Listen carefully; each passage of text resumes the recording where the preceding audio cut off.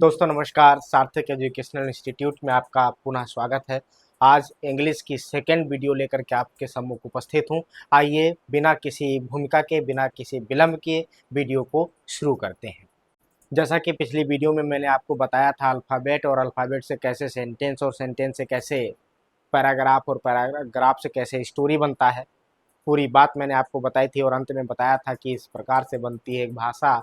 और भाषा होती है विचारों को व्यक्त करने का एक साधन, एक माध्यम। तो आइए उस भाषा को यदि हम सीखेंगे तो भाषा को सीखने के लिए उसके कुछ भेदों को जानना जरूरी है। इसको हम इस प्रकार से मान लें कि जैसे आपका परिवार है, आपके परिवार में कई सदस्य हैं, अर्थात वो सारे सदस्य मिल कर के आपके परिवार के सभी कार्यों का निष्पादन करते हैं और सरलता से आपके कार्य हो जाते हैं। ठीक वैसे ही आपके अंग्रेजी को सीखने के लिए अंग्रेजी के भी कुछ फैमिली मेंबर हैं, उन्हें जानना ज़रूरी है। बिना इन सदस्यों के हम अंग्रेजी को नहीं सीख सकते हैं। अंग्रेजी में ये जो सदस्य होते हैं, अंग्रेजी भाषा को सीखने के जो प्राइमरी जो मेंबर हैं, उन मेंबर्स को यदि हम देखें तो वह हैं ये 8 भेद, जिनको हम अंग्रेजी में कहते हैं पार्ट्स ऑफ स्पीच। अर्थात मैं इस क्लास में आपको बताने वाला हूँ पार्ट्स ऑफ स्पीच, अर्थात भाषा के भेद। अंग्रेजी भाषा को सीखने के लिए मैंने अभी आपको बताया कि 8 भेद को जानना बहुत ज़रूरी है, जिसमें पहला नाउन होता है, दूसरा प्रोनाउन होता है। नाउन मीन्स संज्ञा होती है, प्रोनाउन मीन्स सर्वनाम होता है, वर्ब मीन्स क्रिया होती है और एडवर्ब मीन्स होता है क्रिया विशेषण।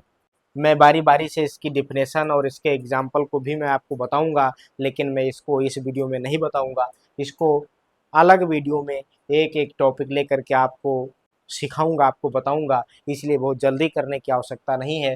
मैं जितना पढ़ा रहा हूँ उतना बिल्कुल बारीकी से आप सीखिए। आप ये समझ करके सीखिए कि अगर आपको पता भी हो, आप जानते भी हो, तो भी आप समझ लीजिए कि आप अंग्रेजी नहीं जानते हैं, यू डोंट नो इंग्लिश। आप पहली बार अंग्रेजी सीख रहे हैं। अगर आप ऐसा करेंगे तो इसका बेनिफिट आपको होगा, आपके जो डाउट्स हैं वो क्लियर हो जाएंगे और आपकी जो अंग्रेजी है वो बेहतर हो जाएगी।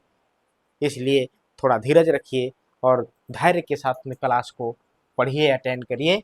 एडवर्ब में क्रिया विशेषण होता है और फिर इधर देखिए एडजेक्टिव लिखा है। एडजेक्टिव में विशेषण, कंजक्शन, कंजक्शन में संयोजक होता है, प्रीपोजिशन मीन्स अव्यय होता है और इंटरजेक्शन विस्मयादि बोधक या विस्मयादि बोधक अव्यय होता है। तो इस प्रकार से अगर हम देखें तो ये 8 पार्ट्स ऑफ स्पीच होते हैं। इन 8 पार्ट्स ऑफ स्पीच में ही पूरी अंग्रेजी समाहित है। इनको अलग करके हम अंग्रेजी की कल्पना नहीं कर सकते हैं। If I avoid two parts of speech I can't imagine to English. English का कोई अस्तित्व ही नहीं बचेगा। इसलिए if I want to learn English so we should have to learn two parts of speech. यदि अंग्रेजी का कीड़ा आपको बनना है, अंग्रेजी के हृदय में आपको उतर जाना है, अंग्रेजी को धारण कर लेना है, तो उसके लिए आपको सीखना तो पड़ेगा ही। और सीखने में यदि आपने जल्दी किया तो समझ लीजिए अंग्रेजी आप सीखेंगे नहीं। दौड़ दौड़ करके ये नहीं सीखी जा सकती है। अंग्रेजी का कोई शॉर्टकट नहीं है, किसी भी भाषा का कोई शॉर्टकट नहीं है। चाहे हिंदी हो, चाहे इंग्लिश हो, चाहे वो आपकी उर्दू हो, कोई भी भाषा का शॉर्टकट नहीं है। किसी भी भाषा को सीखने के लिए हमको ग्रामर सीखना आवश्यक है। तो मैं अभी पहली क्लास में भी आपको ग्रामर बता रहा था और सेकंड क्लास ये ग्रामर की है। अंग्रेजी को सीखने के लिए अर्थात लिटरेचर को जानने के लिए आपको ग्रामर पढ़ना ही पड़ेगा और वो ग्रामर पढ़े बिना आप लिटरेचर नहीं पढ़ सकते। और अगर आप अंग्रेजी बोलना चाहते हैं तो भी आपको ग्रामर का नॉलेज होना आवश्यक है। इसलिए आपके बीच में यही ग्रामर की क्लास लेकर के मैं आप आता रहूँगा।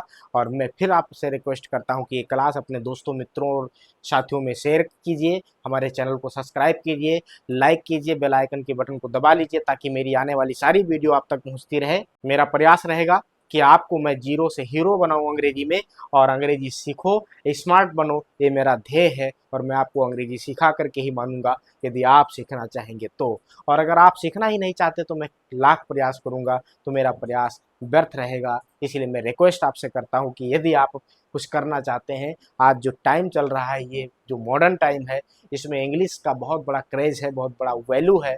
अगर आप अंग्रेजी बोल रहे होते हैं तो लोग आपका मुंह देखते हैं। खास करके ग्रामीण क्षेत्रों की बात की जाए तो अंग्रेजी अभी बहुत टफ मानी जाती है, लेकिन ऐसा कुछ है नहीं।